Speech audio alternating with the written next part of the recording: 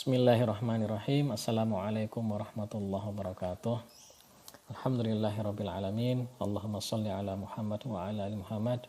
Asyhadu an la ilaha illallah wahdahu la syarikalah wa asyhadu anna Muhammadan abduhu wa rasuluh wa la nabiyya ba'dah.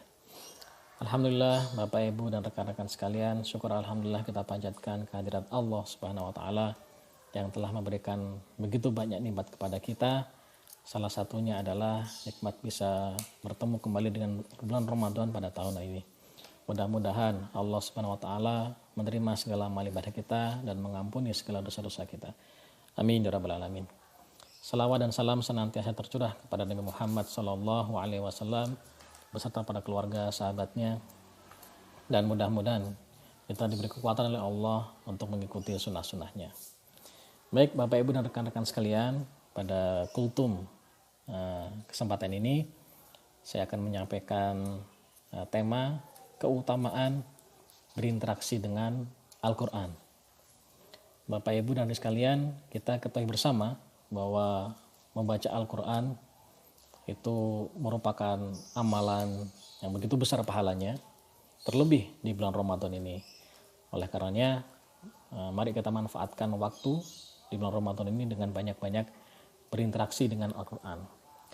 Nah, apa saja keutamaan berinteraksi dengan Al-Quran? Nah, tentu sangat banyak sekali. Namun pada kesempatan ini, insya Allah akan kami sampaikan 3 poin saja.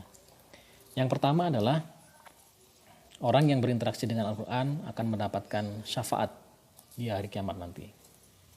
Bapak Ibu, syafaat itu adalah pertolongan yang Allah berikan kepada orang-orang yang memiliki amalan-amalan khusus gitu ya. Misalnya syafaat dari Nabi Muhammad SAW kepada umat Islam nanti di yaumil akhir. Jadi umat Nabi yang mengikuti sunnah-sunnah Nabi nanti di yaumil akhir akan mendapatkan syafaat dari Rasulullah atas izin Allah SWT.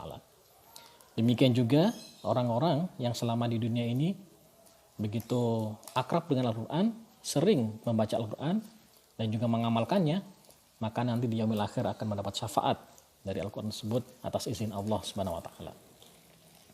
Di dalam sebuah hadis dari Abu Umamah radhiyallahu anhu, ia berkata, Sami'tu Rasulullah sallallahu alaihi wasallam yaqul, Iqra'ul Qur'an fa innahu ya'ti yaumal qiyamati syafi'an li ashabihi. Saya telah mendengar Rasulullah sallallahu alaihi wasallam bersabda, bacalah oleh kalian Al-Qur'an karena sesungguhnya ia akan datang pada hari kiamat sebagai penolong bagi para sahabatnya. Masya Allah, jadi nanti di yaumil akhir Al-Quran akan datang pada para sahabatnya. Siapakah sahabat Al-Quran? Sahabat Al-Quran adalah orang-orang yang senantiasa berinteraksi dengan Al-Quran. Orang-orang yang senantiasa membaca Al-Quran, menghafalnya, dan juga mengamalkannya. Itulah sahabat-sahabat Al-Quran. Dan nanti di yaumil akhir Al-Quran akan datang kepada orang tersebut dan memberi syafaat pertolongan atas izin Allah Subhanahu wa taala. Oleh karenanya marilah kita manfaatkan waktu-waktu kita ini dengan banyak berinteraksi dengan Al-Quran, maka insya Allah nanti di yaumil akhir kita akan mendapat syafaat. Poin yang kedua adalah apa keutamaan berinteraksi dengan Al-Quran, yaitu akan mendapat derajat yang tinggi. Ya. Dalam sebuah hadis dari Aisyah radhiyallahu anha berkata, Qala Rasulullah sallallahu alaihi wasallam, alladzi yaqra'ul Qur'an wa huwa mahirun bihi ma'as safaratil kiramil bararah, walladzi yaqra'ul Qur'an wa yatata'ta'u fihi wa huwa alaihi syaqqu lahu ajran. Rawahul Bukhari. Telah bersabda Rasulullah sallallahu alaihi wasallam, orang yang membaca Al-Quran dengan mahir akan bersama-sama malaikat yang mulia lagi taat. Dan orang yang membaca Al-Quran dengan terbata-bata dan merasa berat, maka dia mendapat 2 pahala. Hadits riwayat Bukhari. Subhanallah, ini ganjaran yang Allah berikan kepada orang-orang yang senantiasa membaca Al-Quran. Bagi saudara-saudara yang membacanya masih terbata-bata, yang masih berat gitu ya, itu mendapat 2 pahala luar biasa. Yang pertama membacanya Al-Quran itu sendiri mendapat pahala. Yang kedua usahanya yang begitu keras, yang begitu sungguh-sungguh, walaupun terbata-bata, maka Allah pun memberikan ganjaran, memberikan reward pada orang-orang tersebut. Nah, bagi orang yang mahir bagaimana? Orang yang mahir ganjarannya adalah dia akan bersama malaikat yang mulia lagi taat. Ya. Bapak Ibu, tentu kita sangat senang apabila dalam kehidupan kita ini didampingi oleh orang-orang yang kita cintai gitu ya. Bersama ibu kita, bersama istri kita, bersama anak-anak kita, tentu sangat membahagiakan. Nah ini luar biasa ganjaran yang Allah berikan kepada orang yang membaca Al-Quran dengan mahir. Tidak hanya disandingkan dengan orang-orang yang kita cintai saja, tapi ganjarannya adalah kita selalu bersama-sama para malaikat. Maka insya Allah orang yang senantiasa membaca Al-Quran dengan baik dan benar akan hatinya merasa tentram, akan tenang, ya, akan selalu bahagia insya Allah. Karena apa? Karena selalu ditemani oleh para malaikat. Malaikat yang tidak pernah berdosa, malaikat yang senantiasa taat kepada Allah.